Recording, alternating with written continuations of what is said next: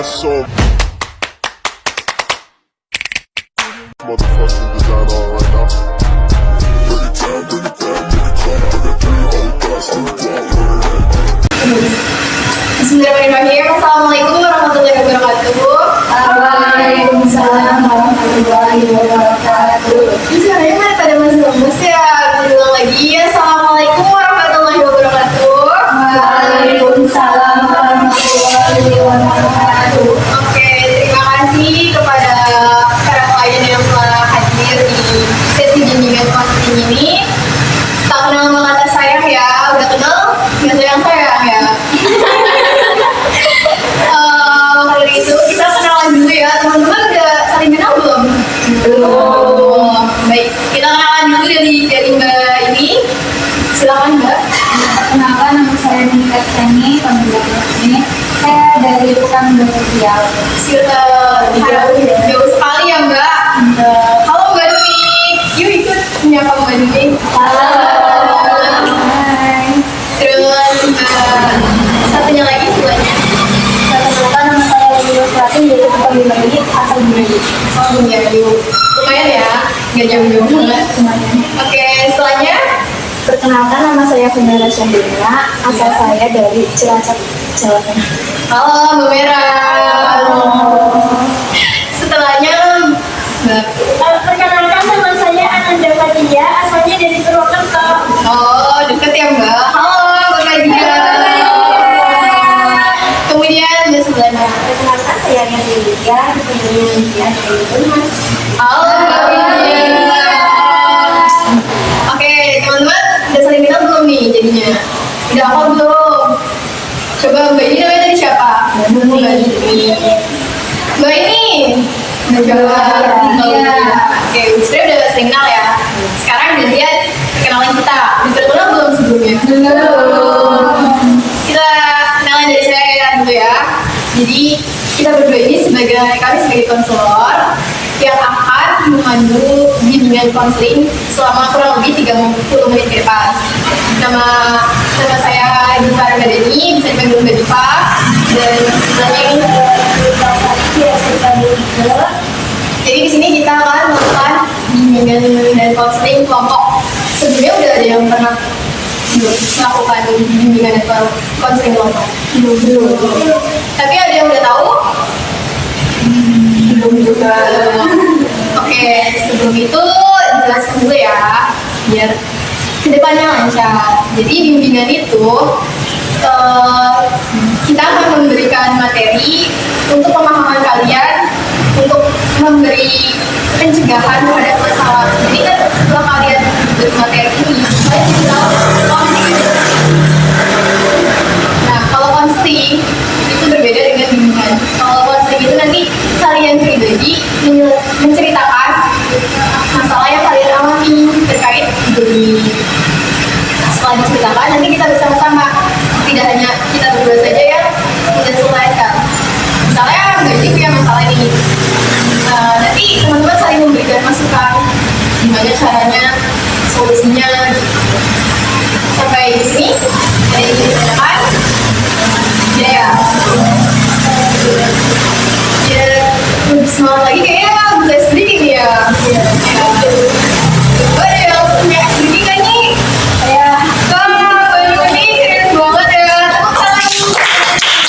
Oke. Oh gimana nih Mbak? SBD-nya? Jadi Mbak apa dulu aja ya? Oke, boleh.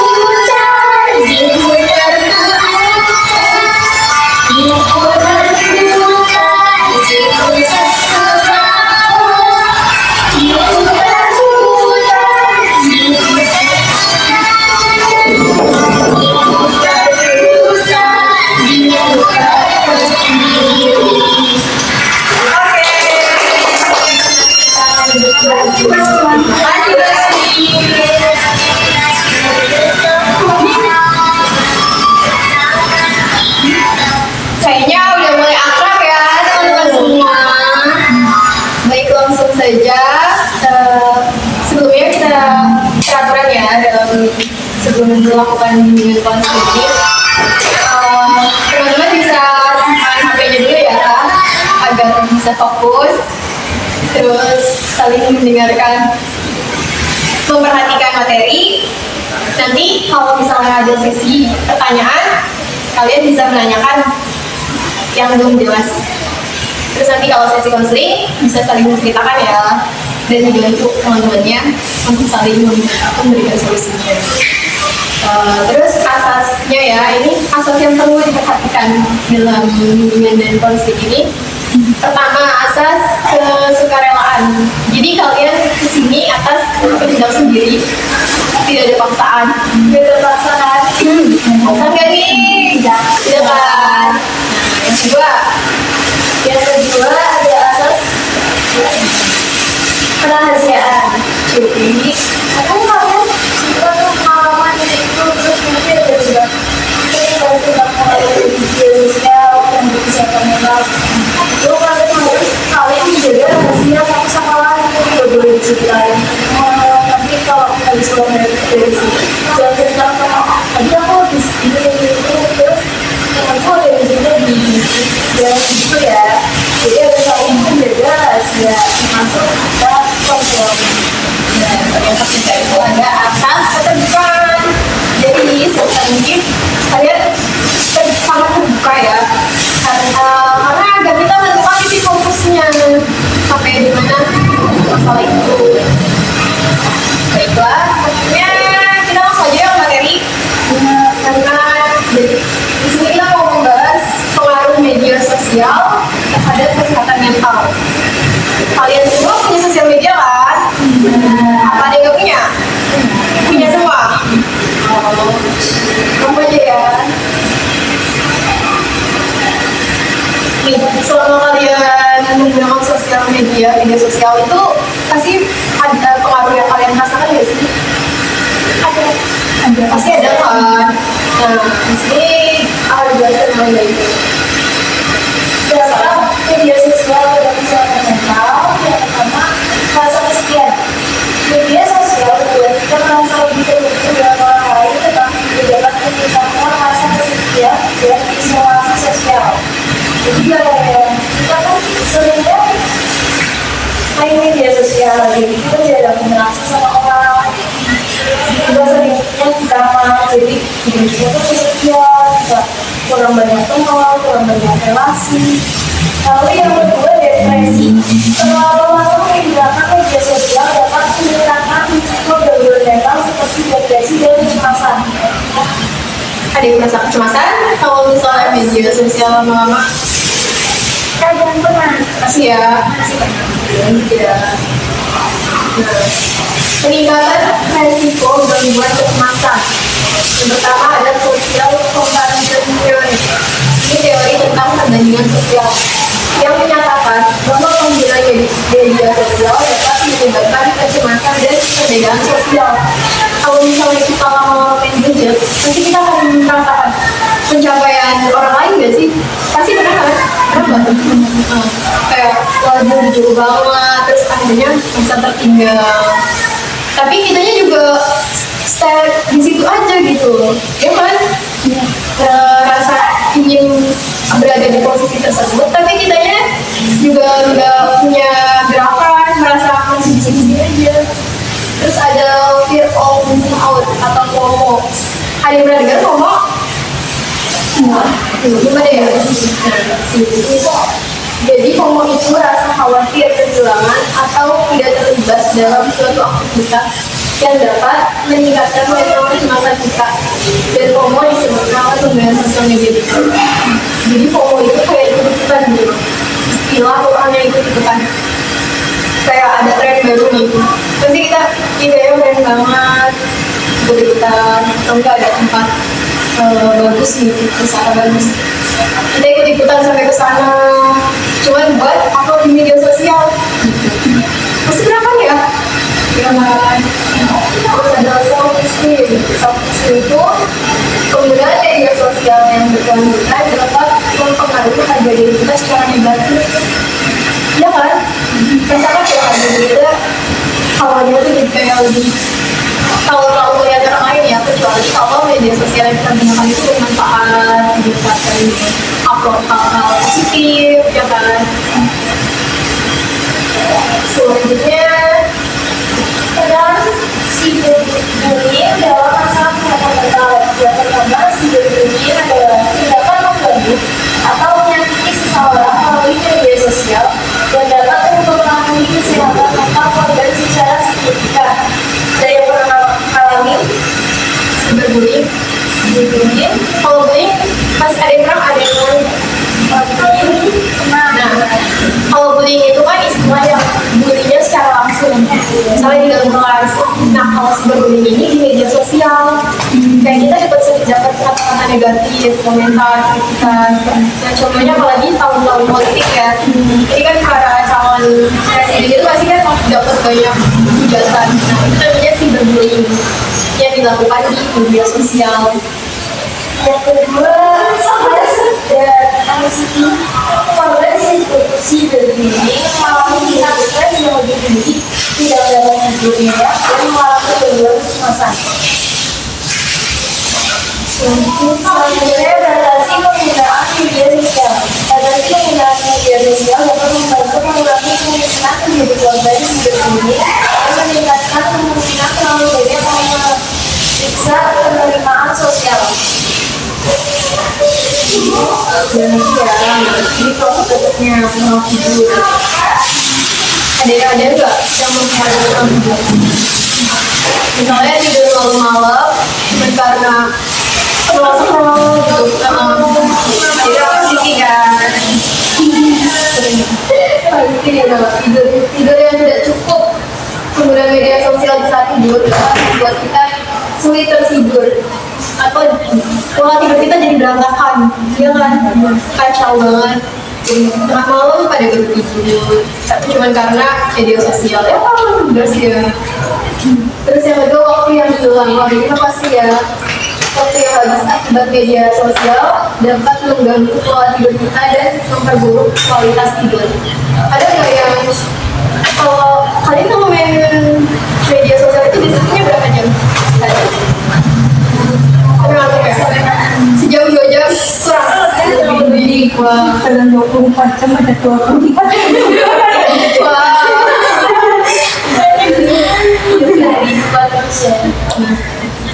Selanjutnya itu ketergantungan terhadap media sosial.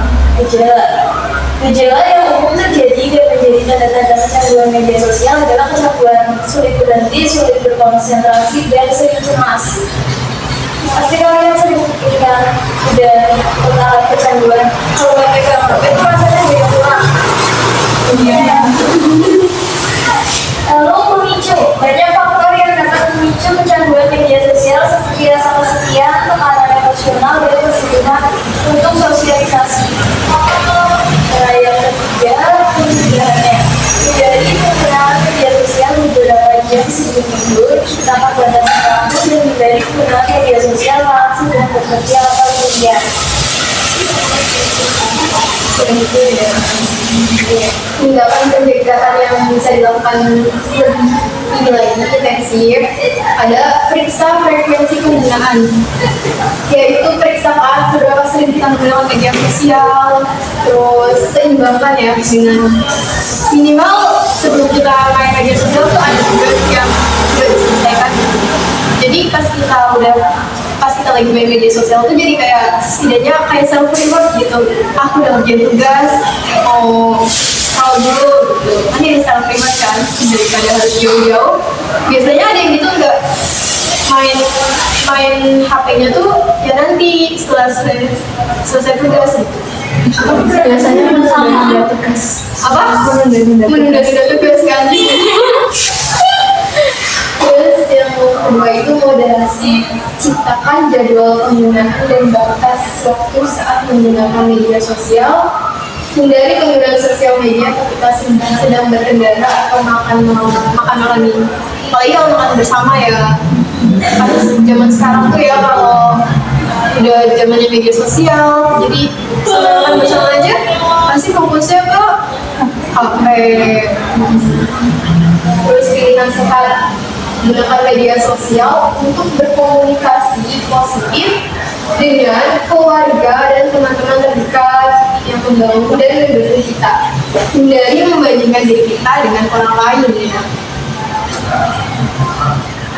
Terus, Pentingnya batasan dan keseimbangan dalam penggunaan media sosial. Yang pertama, pentingnya keseimbangan. Penting untuk mencapai keseimbangan dengan tentukan waktu yang tepat untuk menggunakan media sosial secara sehat. Jadi kita harus membagi waktunya biar seimbang antara kegiatan lain gitu.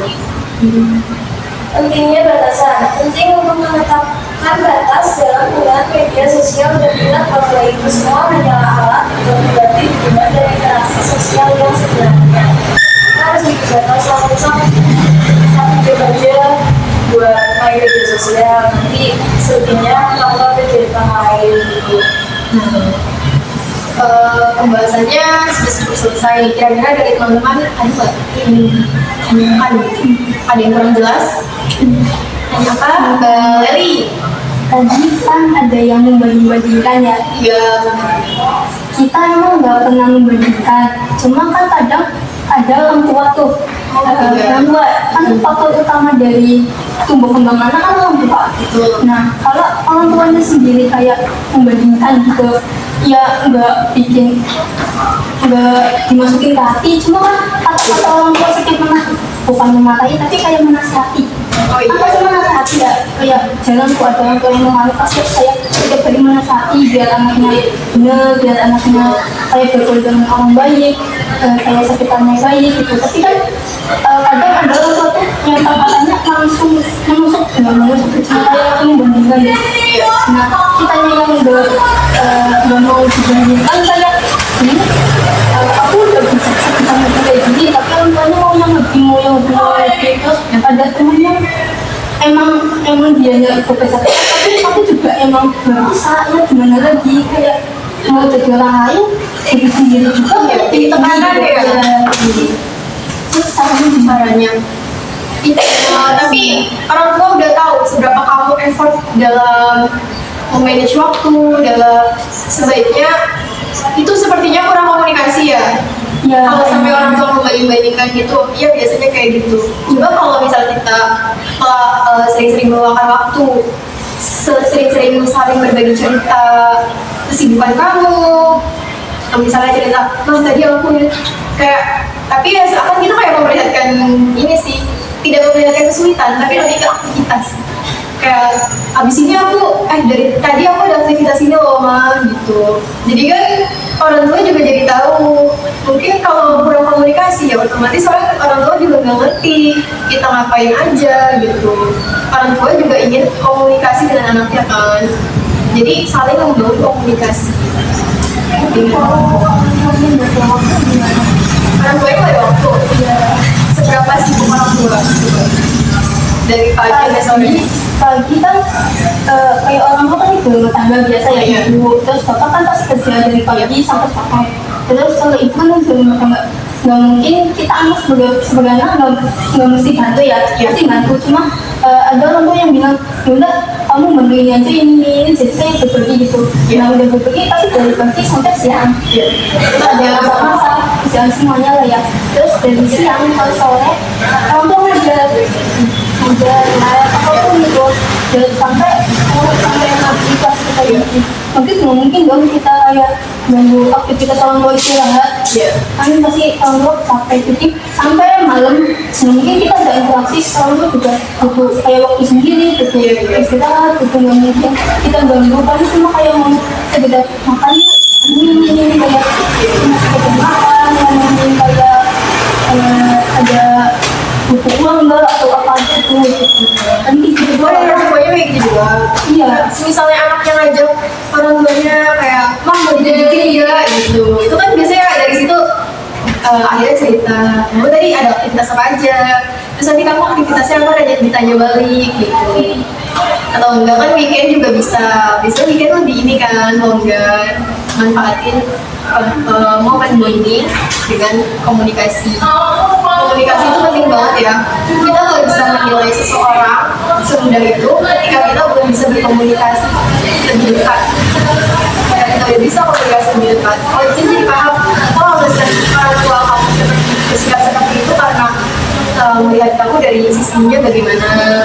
Terus kamu memandang orang tua kamu seperti itu, ternyata kamu cuma melihat depan dari depannya. Ternyata orang tua kamu punya pemikiran lain yang mendasari sikap orang tua kamu tersebut. Bagaimana Mbak? Ya, Bisa dimengerti? Bisa. Oke. Lomba yang lain ada nggak nih? Yang terkait materi, ya insya Allah kalau di luar materi. Ya, saya cerita. Oke, Mbak Fadia. Tadi kan bahas soal kecemasan ya. Itu misalnya kalau terkadang kan kita punya rasa cemas. Iya. Nah itu gimana cara mengatasinya? Padahal kita udah berusaha kayaknya harus nggak usah dipikirin yang lebih fokus kepada hal-hal yang positif aja. Tapi nggak tahu kenapa tiba-tiba tertutup pikiran aja hal-hal yang negatif yang bikin kita cemas. Nah itu gimana cara mengatasinya? Kalau namanya hidup ya Mbak, hal-hal negatif itu pasti ada aja yang datang ke dalam diri kita. Tapi itu bagaimana kembali ke diri kita. Kita nggak bisa menghidupkan diri. Coba kita lihat orang-orang yang sibuk, orang-orang yang udah sukses kayak banyak lah ya. Mereka tuh rumusnya, mereka tuh tidak menghiraukan apa sih kelelahannya, apa yang mereka tidak memperlihatkan rasa cemasnya gitu. Kayak kita melihatnya kok baik-baik aja, padahal kan rasa cemas itu kan pasti semua orang ya ada kecemasan. Apalagi kalau public figure itu banyak hujatan ya, mereka pasti cemas banget. Mbak mau tanya. Boleh, boleh silahkan. Cara mengatur waktu. Ya kalau kita kan misal mau tuh satu hari full nggak megang HP, Ya. tapi ada aja kayak teman kamar, teman sebelah kamar, atau kayak teman kelas, teman Ya. kuliah, semuanya itu kayak ngabarin dari orang lain gitu. Kamu kenapa nggak aktif WA, kenapa nggak aktif IG, kenapa nggak aktif sosial media yang lain gitu. Jadi kayak ada aja yang bikin kita buka HP. Terus ya. kalau udah buka HP kan kita nggak mungkin waktu satu akun sosial media kan, nggak Iya, mungkin. betul. Jadi pasti kadang langsung buka yang lain, jadi kayak langsung kebablasan gitu. Kayak langsung kayak udah mau berhenti tapi ada tugas, udah nugas dulu, tapi kayak utek, kayak apa ya, kayak pusing gitu, kayak Iya, nggak mau betul. nugas, jadi langsung ke sosial media lain. Terus langsung mikir, iya ada tugas lagi, ke sosial media, ya udah sampai malam. Jadi kayak Iya. nggak bisa ngontrol waktu gitu. Jadi kalau semisal mau ada kegiatan tapi kok tiba-tiba ada aja yang bikin nggak, niatnya hilang gitu. Iya, itu bisa dilihat dari waktunya dulu Mbak. Misalnya kayak nanti liburan, mungkin Mbak bisa detox dari media sosial. Terus, tapi kalau sekarang kan mau ujian ya, nah kalau ini kan nggak mungkin ya. Jadi kita juga melihat waktu, gitu. Membatasi. Terus ketika kita udah niat, itu ya misalnya 2 jam, ya udah 2 jam gitu. Ingat dibatasin, oh iya tadi aku main jam 2, berarti nanti jam 4 gitu, selesai. Itu harus konsekuen dari diri kita. Mau sebanyak apapun teori atau kata-kata yang menyuruh kita begini begitu, kalau diri kita sendiri aja masih melanggar, itu nggak akan ada perubahan gitu Mbak. Atau mungkin juga kayak misal kalau pengen belajar gitu disarankan kalau mau baca buku, bukunya yang fisik. Nah nanti HP atau gadget atau laptop lainnya bisa dimatiin dulu. Nah terus cara belajarnya biasanya mungkin bisa pakai timer, pokoknya harus pokoknya minimal 2 jam, nggak boleh fokus ke yang lain-lain, harus fokus ke belajar. Atau bisa juga pakai lilin, misalnya nyampe lilinnya, kita nyalain lilin nyampe lilinnya mati baru selesai belajar. Iya betul banget ya dari Mbak Fadia, bisa dipraktikkan Mbak. Kalau yang belum lama saya lihat itu contohnya malah video, jadi pakai es batu, masukin es batu ke dalam gelas, jadi kita belajar sampai airnya itu mencair. Esnya jadi mencair. ya esnya mencair, airnya mencair ya. Maaf ya. Gimana teman-teman semua, apakah cukup? Cukup. Udah terjawab semua ya? Sudah. Udah. Oke, kita lanjut ke sesi konseling nih. Bisa dijelaskan dulu, Mbak Ike? Jadi sesi konseling ini tuh kalian menceritakan pengalaman kalian masing-masing. Nanti dari situ kita bakal cari solusi buat permasalahan kalian. Nah, kalau terkait masalah pengaruh media sosial terhadap kesehatan mental, terkait masalah materi hari ini gitu. Nah, nanti teman-teman menyelesaikannya tidak hanya berfokus pada konselor, tetapi karena selesaikan secara bareng-bareng. secara kelompok, karena kita bentuknya bimbingan konseling kelompok. Teman-teman semua pasti ada nggak sih pengaruhnya yang dirasa? Pasti ada ya? Sejauh ini Iya. menggunakan media sosial. Coba dari Mbak Nunik bisa diceritakan. Silahkan Mbak Nunik. Ya mungkin dari pinjol ya. Kalau pinjol itu Pinjol. kan menurut saya kalau ada orang yang kepepet gitu ya, Iya. itu kan tertarik ya, misal langsung cepet juga, langsung cepet cair. Tapi kok dihitung-hitung kalau lagi mau bayar kan berbunga terus. Jadi Betul. yang tadinya 1 juta, kok malah jadi 5 juta gitu sih, Mbak. Iya. Jadi terlalu apa ya? Terlalu buat diri kita tuh juga overthinking gitu. Oh. Yang tadinya kok tergiur kok jadi memikirkan cara bayar itu gimana gitu dan buat overthinking. Iklannya juga menarik banget ya. Tapi Mbak udah pernah berlangganan dengan pinjol atau teman-teman? Kalau berlangganan Sampai sih mencoba. belum. Tapi melihat, maksudnya saya juga pernah lihat dari sosial media juga Oh, iya. gitu, pengaruhnya dampak untuk diri sendiri dan mereka juga. Oh, salah satu pengaruhnya ya terkait pinjol, pinjaman online. Banyak banget nih zaman sekarang. Hati-hati ya teman-teman. Apalagi kalau ada chat WA ya, ada link. Ternyata pas kita ketik itu ke-scan pinjaman online. Oh iya, perlu hati-hati juga nih. Misalnya ada orang asing minta foto bareng. Jangan tanya dulu untuk apa keperluannya. Itu ada juga yang memanfaatkan untuk pinjaman online wajar kita. Apalagi KTP ya, jangan sembarangan minjemin KTP ke orang lain. Hati-hati. Ya kecuali saling udah benar-benar kenal, akrab ya. Terus selanjutnya Mbak Leli, apa tuh masalah yang ingin diceritakan terkait pengaruh media sosial terhadap kesehatan mental? Apa sih Bu? Yang TikTok nggak itu sih? kan apa? TikTok TikTok iya. boleh buruk nggak sih?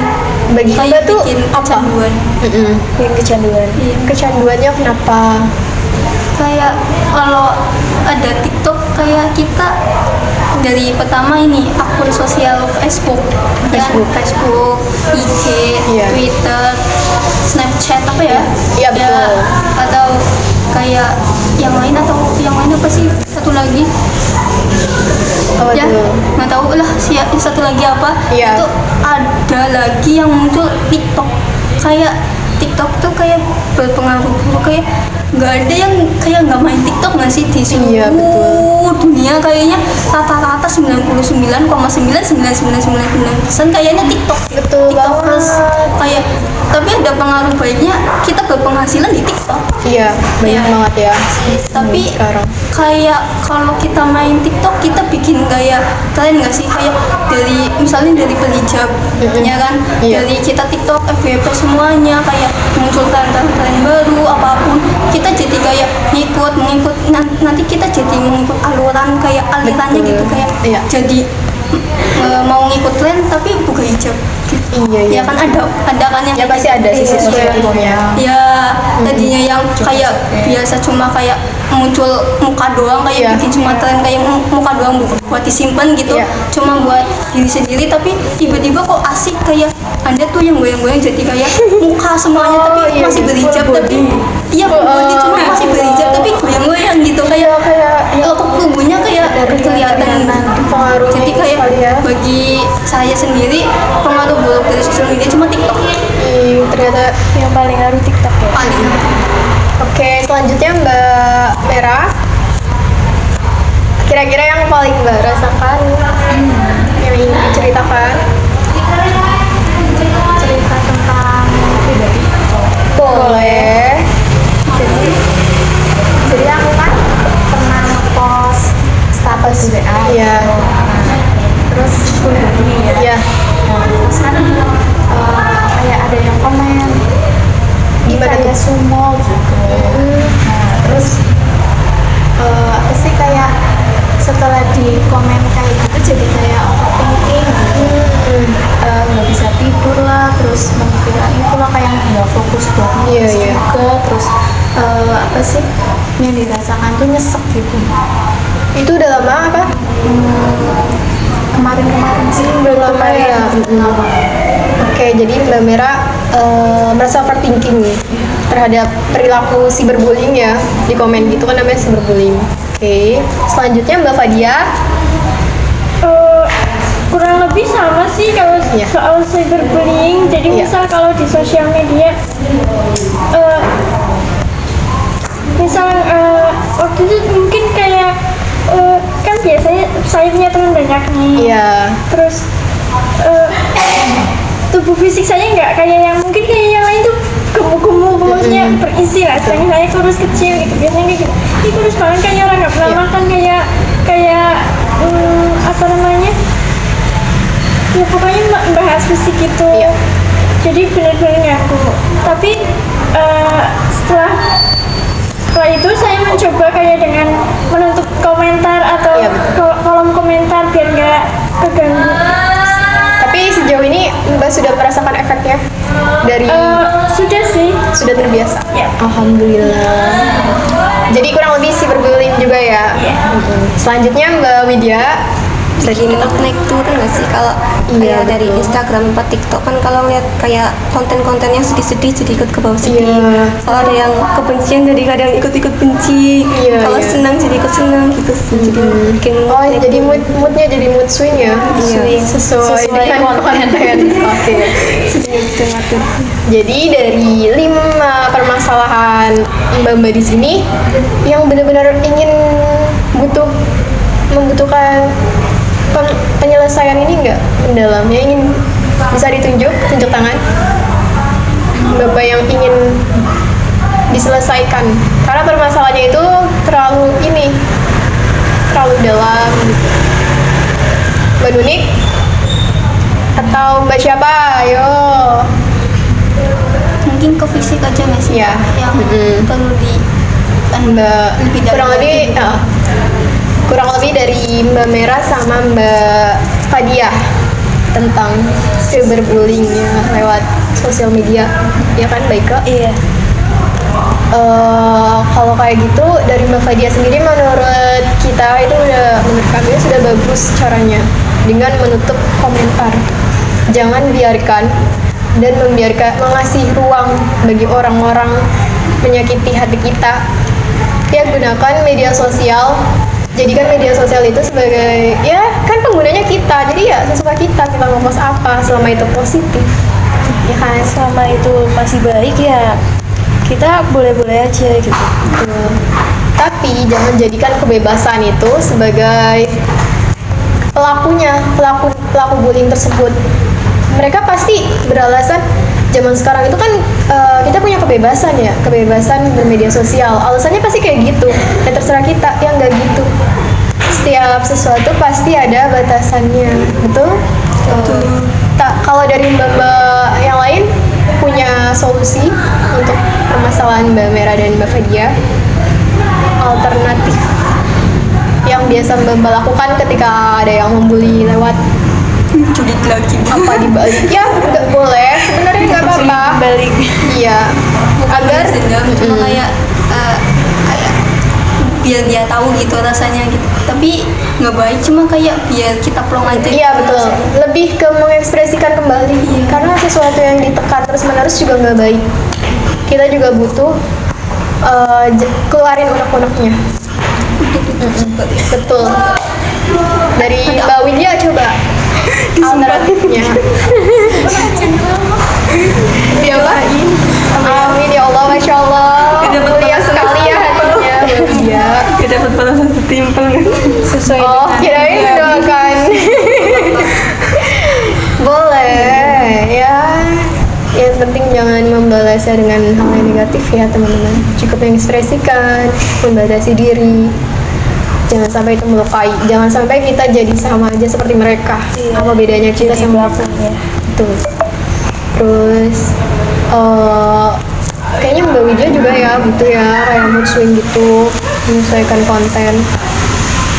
Mungkin kontennya bisa diganti dengan hal-hal yang positif aja, yang bikin seneng. Jadi kalau yang bikin sedih, bikin overthinking itu di skip aja. Atau enggak kan kita ngikutin nih, kita pasti punya idola nggak? K-popers banyak ya, yang K-popers. Maaf kalau kita ngikutin DPM gimana? Kita bikin emosi. Jadi DPM bikin emosi tapi ngakak. Ya ditonton Juli tentang Israel gitu. Astagfirullah. Oh iya betul. Terus ya Ada Juli tentang Firman yang itu yang di akun IDF. ya, kalau itu justru malah bagus banget ya. Kita harus menyuarakan, memboikot. Ingat, dimanapun kita berada kita harus memboikot Unilever lah, apalah itu. Pokoknya kita harus semangat ya. Jangan lupa, itu penting banget tuh. Juli fisabilillah. Iya betul. Pokoknya diingatkan kembali dimanapun berada membeli sesuatu, ingat perhatikan logonya, hindari logo itu. Mari kita sama-sama berjihad fisabilillah. Ya, terus sesuai sama dengan yang tadi dengan Mbak Widya mood swing. Ya, kita mengikuti hal-hal yang positif itu juga termasuk positif. Karena kan kita sama aja menyuarakan untuk Palestina. Tidak diam aja, tidak netral, tidak mau tahu gitu kan. Itu kan positif. Oke. Mungkin apa ada Mbak ada yang mau diiniin lagi? Ada yang mau disampaikan lagi? Ya. Apa cukup? Sudah cukup. Oke. Mungkin sampai sini aja ya. Nanti kalau misalnya Mbak butuh bimbingan dan konseling kembali, kami pasti akan membuka programnya kembali. Mbak bisa mengikuti akun kami berdua. Iya. Boleh nanti di belakang kamera ya.